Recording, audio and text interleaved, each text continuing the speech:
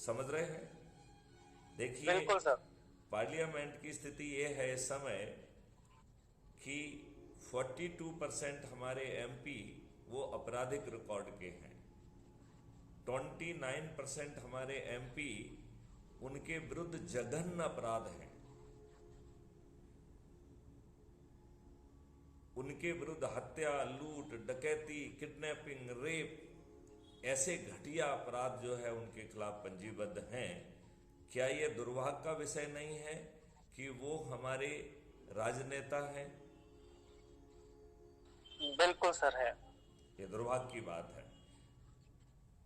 अभी जो है हमारी छोटी छोटी बिटियां जंतर मंतर पर बैठी हुई हैं धरने पर, और वो हमारी बिटियां ऐसी नहीं हैं कि अपनी अस्मिता को जो है ना जंतर मंतर पे उछालें।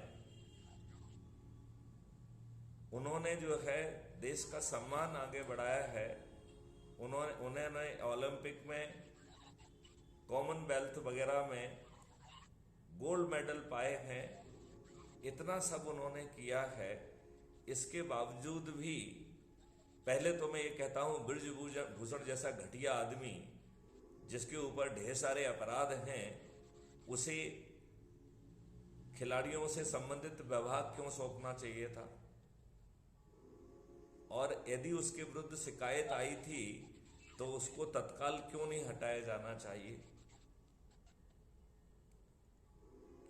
बिल्कुल उसे सर। उसे इतने दिनों की जंतर मंतर में बैठने के बाद नहीं हटाना, इस बात को दर्शाता है कि हमारे राजनेता ये बता रहे हैं कि हम मोटी खाल के तो हैं ही, हम दल बदलू, अपराधी और भ्रष्ट तो हैं ही, हम मोटी खाल के भी हैं और आपकी बात नहीं सुनेंगे।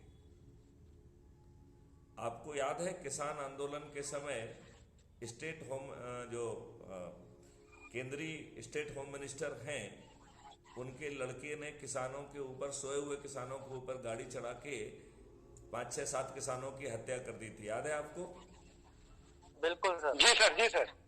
और हमारे माननीय प्रधानमंत्री जी ने उस स्टेट होम मिनिस्टर को नहीं हटाया। वो आज भी हमारा स्टेट होम मिनिस्टर है। ये क्या दर्शा रहा है? ये इस जी बात को सर। दर्शा रहा है कि हम मोटी खाल के हैं और हम आपको ऐसे ही डंडे से हाँकेंगे, आपकी बात नहीं सुनेंगे। हर जगह जो है लोगों को बांट देंगे, लोगों को जो है ना दंगल करा देंगे, और इन केन प्रकार हम सत्ता में बैठ जाएंगे, आपको मूर्ख बनाएंगे। तो मैं अपने पुलिस महासंघ लोग के सभी साथियों से चाहूंगा कि वो जो कर रहे हैं वो करते रहें। हम ये भी